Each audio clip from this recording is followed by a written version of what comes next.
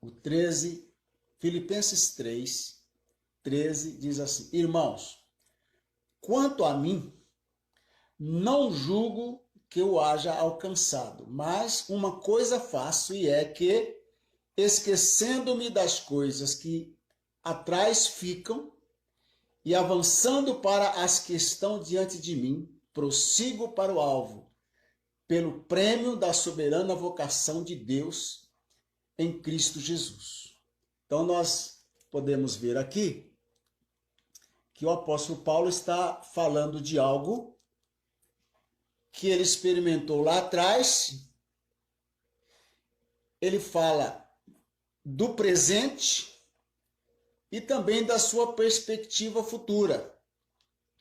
Isso é muito interessante porque todos nós temos um passado, todos nós vivemos no presente e nenhum de nós escapará do futuro, não é verdade? E iniciando esse seminário Alianças de Ouro, algumas lições, acho que vou ministrar uma boa parte dessas lições, iniciando hoje esse estudo, e vamos continuar, se Deus permitir, na próxima semana. Então vá se preparando aí. Eu quero meditar hoje sobre uma lição que tem um título Concluindo o Passado. Né? Concluindo o passado. Eu vou ler aqui as minhas anotações e, naturalmente, fazer algum comentário. As anotações que eu fiz, elas foram bem pensadas, eu pensei bem, mas pode ser que mesmo pensando bem, a gente acaba escrevendo alguma coisa que não consegue expressar bem a verdade que a gente quer passar. Isso acontece com todos nós e é muito interessante porque sempre que a gente escreve um texto, coloca ele do lado, um tempo depois você vai lá para ler o texto e você vê grandes diferenças, principalmente quando outra pessoa lê o texto. Né? Eu até vou dar uma meia notícia aqui, mas nós estamos aí em vias de a gente ter mais um livro lançado. Né? E hoje estava conversando com a irmã lá da editora, e ela estava falando de prazos, situações e tal, e ela falou uma coisa interessante. Falou, olha, só para fazer a correção do livro, a correção ortográfica, nós vamos precisar de 15 dias. Né? Então imagina, eu tenho até um pouco de temor, porque imagina uma pessoa que só faz isso, uma especialista em ortografia, quanto erro uma pessoa dessa não vai encontrar no texto que a gente escreve. Né? Então, mas por isso eu vou estar aqui explicando, eu vou tentar passar para vocês o que está no meu coração, mesmo sendo difícil às vezes de traduzir em palavras, mas eu oro para que o Espírito Santo nos ajude, amém? Que o Espírito Santo ajude você, que o Espírito Santo ajude a mim, que o Espírito Santo nos dê a sabedoria para tomar essas verdades e viver essas verdades. Então vamos lá. Concluindo, o passado é o nosso tema. A somatória das nossas atitudes produz os resultados que, bem ou mal, estão diante de nós. As consequências do que fizemos ou deixamos de fazer afetam a nossa vida espiritual, familiar e econômica. O que eu quero dizer aqui é o seguinte. Eu imagino que a nossa vida, o nosso emocional, a nossa vida, é como se fosse um grande pote, um grande vaso. Aí você vai colocando coisas ali, coisas boas e coisas ruins, né? E as coisas, tanto as ruins como as boas, elas vão se acumulando. Chega um momento que o pote se enche. O pote se enche. O pavio se apaga. A água se acaba. O fogo se apaga. Né? Então, a somatória das nossas atitudes, né? O acúmulo das nossas atitudes vão produzir os resultados que, bem ou mal, estão diante de nós. E essas consequências do que fizemos ou deixamos de fazer, elas afetam a nossa vida espiritual, afetam a nossa vida familiar e a nossa vida financeira. Né? Eu me lembro, nas primeiras experiências que eu tive de Deus falando comigo, porque eu ouvia dizer as pessoas dizerem que Deus fala, mas eu nunca tinha tido a experiência. Mas nos anos 80, Deus começou a falar comigo. E eu me lembro que Deus disse assim: o homem precisa de 3 coisas: salvação espiritual, salvação física e salvação financeira. E eu tenho as 3 para dar. Então, salvação espiritual, naturalmente, é a primeira, mais importante. Né? A salvação física é a cura física. Deus quer nos curar. E essa cura, ela não se limita somente ao nosso corpo, mas também à nossa alma, aos nossos sentimentos. E quando nós estamos com os nossos sentimentos feridos, a nossa alma abatida, ferida, nós temos a tendência de contaminar, veja, não é contagiar, é contaminar os que estão perto de nós. Tem um texto lá em Hebreus que diz para a gente ter cuidado com a raiz da amargura. Tende cuidado com a raiz da amargura, porque brotando, se a raiz da amargura brotar, se a gente permitir que ela brote, ela está lá escondida. Ela pode contaminar as pessoas que estão ao nosso redor. Né?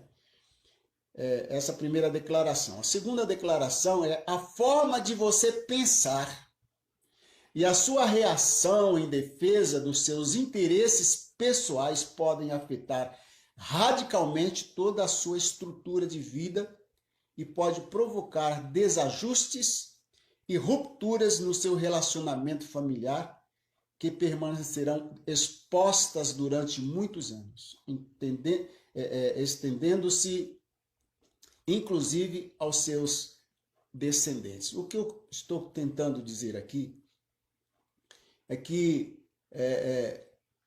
cada pessoa ela reage para proteger a si. Daqui a pouco eu vou citar um texto, acho que vai dar tempo, e vou mostrar para os irmãos como desde o início a tendência do homem é sempre esconder o seu erro e apontar a sua culpa ou transferir a sua culpa para os outros. Sempre. Né? Então, a forma de você pensar e a sua reação nessa defesa vai afetar radicalmente toda a sua estrutura de vida, toda a sua estrutura, podendo prejudicar a sua família, os seus entes queridos, prejudicar as pessoas que estão ao seu redor, não é? Vamos lá. Enquanto você não se conscientizar de que precisa, de alguma maneira, confrontar-se com os pecados e maldições de sua família e não concluir o que foi interrompido, você estará sempre em conflito consigo mesmo, à mercê de um fantasma que não lhe permitirá desfrutar a vida em paz. Essa é uma verdade muito clara, né? Quando você deixa algo para trás.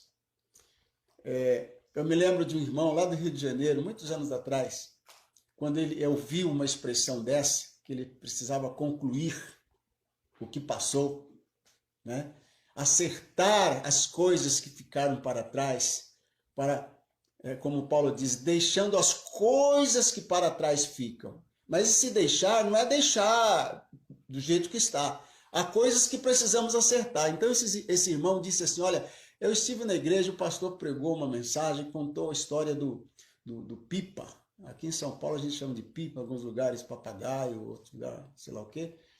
Ele disse, você já reparou que nos fios da rua, não deveria, né? Mas a gente vê isso. Nos fios das ruas, nas árvores próximas das casas, sempre há um pipa enroscado, né? Porque o garoto estava lá, às vezes um adulto mesmo, estava lá com pipa no ar e tal, o vento sopra para cá, desequilibrou e enroscou num poste, enroscou num fio, enroscou numa árvore, e ele tentou desenroscar, mas ele não tem como subir lá e puxar, e puxou, estourou a linha e o pipa ficou lá, né, enroscado. E o pastor disse naquela pregação, há muitos crentes que estão com os pipas da vida enroscados. E para acertar a vida precisa ir lá atrás, desenroscar. E o irmão disse, sabe pastor, eu me lembrei que antes da minha conversão eu peguei uma chave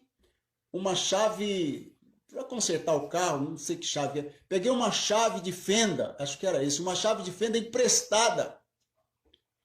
E eu não devolvi aquela chave. E quando ouvi essa mensagem, mais que depressa eu fui lá, peguei a chave, procurei a pessoa e disse, esse pipa eu vou desenroscar. Não vou deixar ele para trás. Não vou deixar nenhuma rabiola presa, né? Será que não era mais ou menos isso que o Zaqueu perguntou para Jesus, na verdade?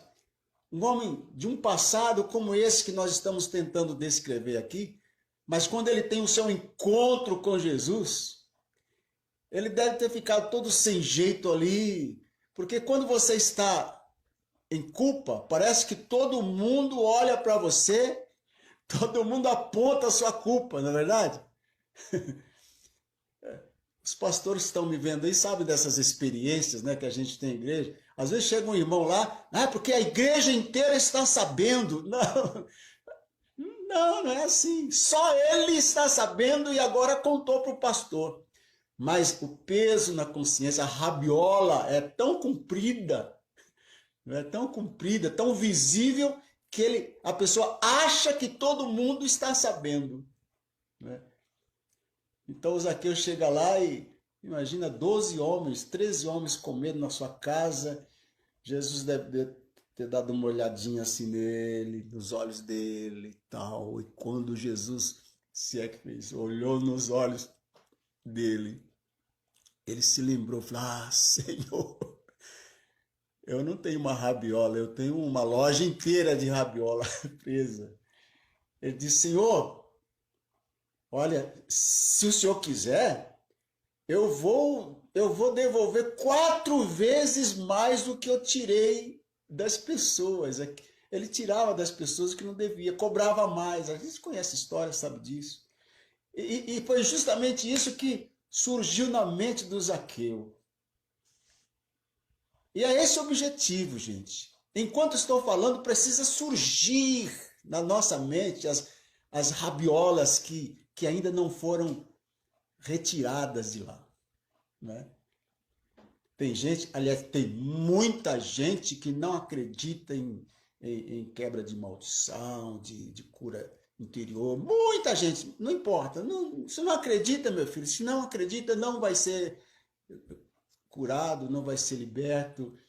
Então, mas quem acreditar vai se aproveitar disso, né? Mas para quem já fez a chamada quebra de maldição, uma lista, aquelas coisas dizendo, Senhor, eu fiz isso, por favor, me arrependo disso, eu me perdoa, não sei o quê, bababá, babá, sabe do que eu estou falando. Também não vai permitir que o diabo assopre na sua mente coisa que você já confessou, já resolveu, né? Já está resolvido.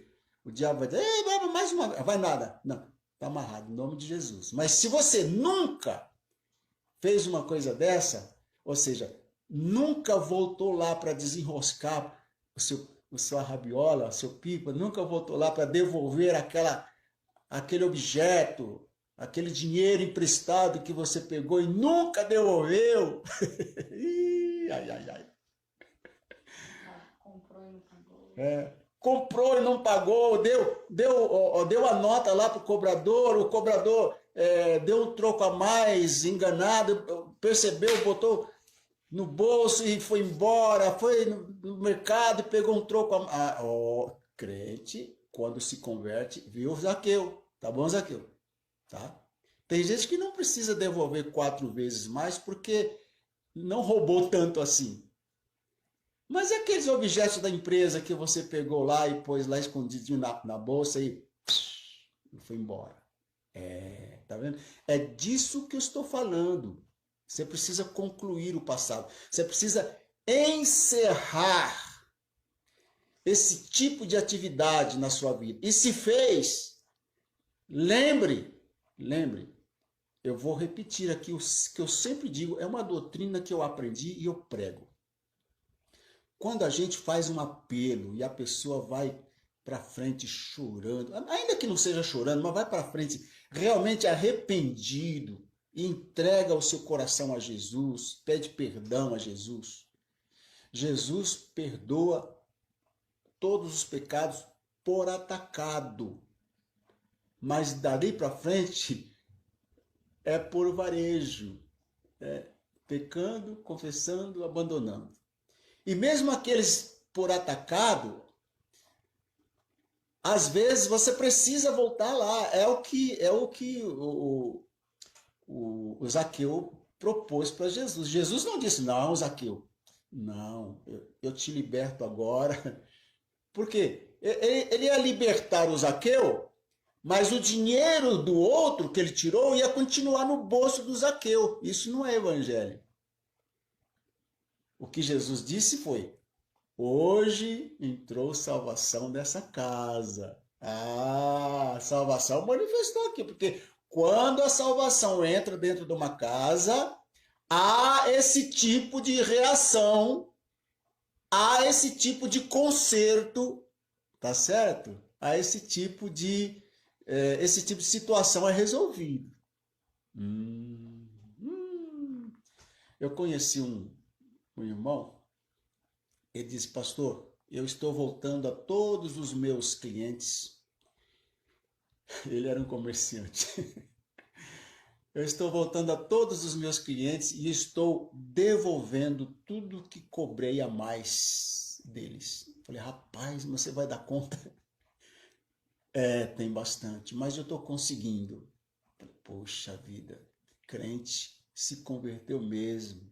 Em nome da graça, hoje, o pessoal está fazendo muita coisa. Minha esposa está lembrando aqui. Hoje, em nome da graça, existe uma doutrina chamada doutrina da graça, gente, onde o cara pode fazer tudo. Não, Deus perdoa. Peraí. Não vai nessa não. Não vai nessa não, tá? Então, enquanto você não se conscientizar de que precisa, de alguma maneira, confrontar-se, é muito fácil confrontar os outros. Você, cheio de sabedoria, cheio das razões, bota um na frente do outro e tal, e vai ter que ser assim, você vai ver, pai, foi, não foi, fez, não fez, confessa. Como se fosse um policial ou um juiz, né?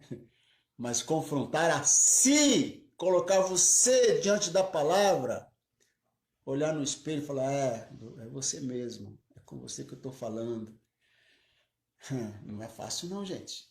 Mas enquanto não fizer isso, de alguma maneira, confrontar-se com os seus pecados e maldições de sua família e não concluir o que foi interrompido, você estará sempre em conflito consigo mesmo, à mercê de um fantasma que não lhe permitirá desfrutar a vida em paz. Oh Deus, me ajude, me dá sabedoria para falar essas coisas aqui. Eita, eu queria que tanta gente soubesse disso. Vamos lá. Todos nós, aliás, isso mesmo, todos nós temos algo escondido no âmago da nossa alma que não gostaríamos que fosse revelado nem a nós mesmos. Quanta coisa a gente faz na vida. Claro, estou generalizando, né? Porque há homens que, além de pecadores, são mesmo ímpios. Praticam impiedade, são impiedosos. Ou seja, não há nenhuma dose de piedade neles. Não existe compaixão neles. Não há misericórdia neles. Não há bom senso. Todo o seu mal, em todo tempo, toda a sua mente é maquinar o mal. É a população antes diluviana que Deus disse, olha, tudo que o homem pensa é mal todo intento. Tá? Então, mas mesmo aqueles que aos nossos olhos a gente diz assim, ah, mas é um homem tão bom. Ele é tão bom, é um bom pai, é um bom marido, é um bom cidadão, um bom empregado.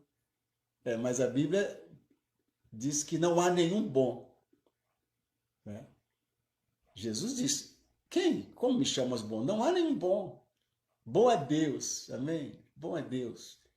Todos pecaram e destituídos estão da glória de Deus. Veja, se todos pecaram, não sobrou ninguém. O único que viveu sem pecado foi Jesus e morreu cheio de pecado, não dele, mas dos nossos pecados, né? Por isso que ele conseguiu morrer. Então, todos pecaram e destituídos, foram tirados da glória de Deus. Agora, para que essa glória seja restituída,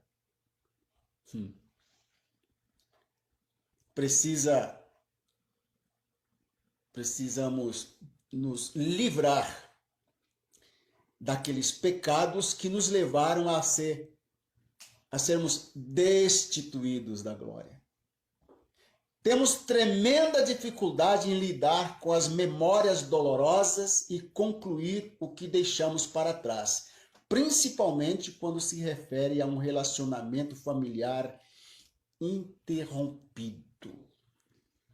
O passado que pensamos ter esquecido, às vezes surge na nossa mente com assombrosas lembranças. Desafia nossa força, questiona nossa fidelidade e, se não for neutralizado, mais cedo ou mais tarde, nos exporá à vergonha. O pecado é uma desgraça. Claro, não há graça no pecado. Porém, há graça para aquele que se arrepende de qualquer pecado. Tá certo?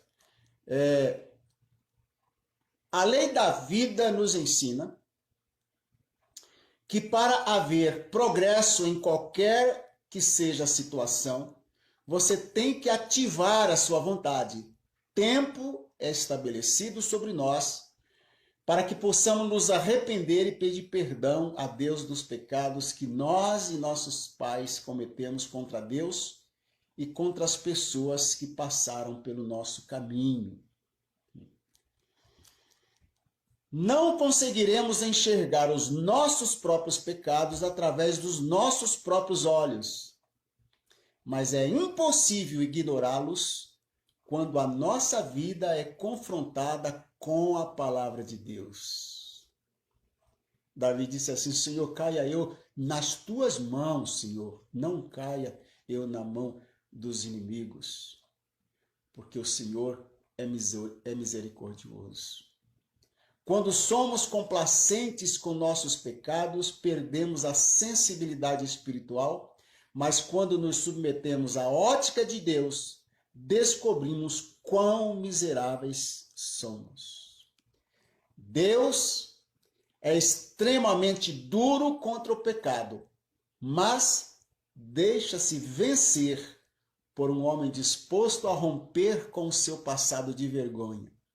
Ainda que esse passado seja uma herança de seus pais, instintivamente justificamos os nossos erros, mas somos implacáveis com os erros dos outros. Agora, eu estou chegando no versículo com o qual eu vou terminar daqui a pouco. Historicamente, o marido sempre atribui à esposa a culpa pelo seu próprio pecado.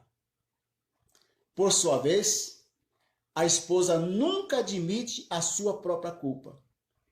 Isso é passado de pai para filho. Dessa forma, fortalezas são criadas nas mentes das pessoas. E elas têm dificuldades para dizerem umas às outras: eu errei. Por favor, me perdoe. Vamos para o texto? Gênesis 3. De 11 a 13. O Senhor disse: comeste tu da árvore de que te ordenei que não comesses? Então disse Adão: a mulher que tu me deste por companheira, ela me deu da árvore e eu comi. Olha, Deus não estava perguntando para ele assim: escuta, a tua esposa deu para você daquela árvore para você comer? Não. A questão da esposa ter dado da árvore para ele comer é outra história. O básico aqui, a questão aqui era se ele havia comido. Não se ele havia recebido. Mas veja só, a pergunta foi muito direta. Adão, você comeu da árvore que eu ordenei, eu dei uma ordem, não coma. Você comeu, Adão. Ele, ao invés de dizer, Senhor, me perdoa, não é que eu comi mesmo. Poxa, eu estou tão envergonhado por ter comido. Eu estou tão envergonhado de ter feito isso. Eu sabia, sabe, a tua palavra estava aqui na minha mente, mas eu não consegui, sabe? Foi um desejo tão forte, eu fui atraído, eu fui levado, eu fui envolvido sentimentalmente de tal forma que quando eu percebi já tinham comido. Adão, meu filho, e agora? Não, mas Adão não fez isso, Adão não falou assim. Sabe o que Adão falou? A mulher que você me deu por companheira. Olha o tipo de companheira que o Senhor me deu. Mas se eu fosse Deus, eu tinha dado um tapa na cara de Adão. Uma surra nele. Veja só. A mulher que me deste por companheira, ele está dizendo assim, tipo, eu não estava nada bem sozinho, mas viver com essa mulher parece que é pior. Não, Deus não está querendo saber disso. Ele começa a pôr culpa em Deus. Tipo, se eu estivesse sozinho, eu teria cumprido a ordem. Mas ela me levou. Então, a mulher que me deste por companheira, ela me deu da árvore e eu comi. E não falou mais nada. Deus disse, ok, eu vou conversar com Eva então. Chegou para ela e diz aqui, e diz o Senhor, Deus à mulher, por que fizeste isso? E ela disse, a serpente me enganou e eu comi. Ou seja, quando ela diz, a serpente me enganou e eu comi, o entendimento que se tem aqui é que Deus não disse, por que você deu para Adão? Que história é essa? Ele disse que você deu da árvore para ele. Por que você fez isso? Não. Por que fizesse isso? Ele está perguntando, por que você comeu? Ela comeu e deu para o Adão. Tá? Ele disse, ó Senhor, desculpa, mas eu não tenho culpa não. Foi a serpente. Eu não tenho culpa não. A serpente foi que me enganou. Ela veio lá com uma conversinha, dizendo que os meus olhos iam se abrir, eu ia conhecer o bem, conhecer o mal, tal. Né? Então, historicamente, é isso que tem acontecido. Nós agimos, às vezes, como o Jeca fazia com o seu carrapato. Conhece essa história? O Jeca é um personagem do folclore brasileiro, né? Então diz que o Jeca vivia sentado na porta da casa dele, sempre com a mãozinha assim atrás da orelha, sempre com o dedinho assim, ó, coçando. Aí alguém passou e disse, ô Jeca, por que tanto coça? Você está sempre coçando atrás da orelha? É um carrapatinho, tem um carrapatinho aqui. Jeca, esse carrapato vai te matar, arranca esse carrapato. Ele diz, não, deixa ele aí, a coceira é muito gostosa, eu gosto de coçar. Então é assim, às vezes nós agimos como esse Jeca fazia com o carrapato. Nessa história o Jeca tinha um carrapato que ele sugava o sangue, mas não queria tirar porque gostava da sua coceira. A Bíblia nos apresenta alguns exemplos de pessoas que um dia tiveram que parar para resolver o seu passado. Tiveram que romper com as culpas e pecados delas mesmas e de seus ancestrais. No próximo estudo eu vou estar citando aqui alguns exemplos de pessoas, algumas pessoas como exemplo,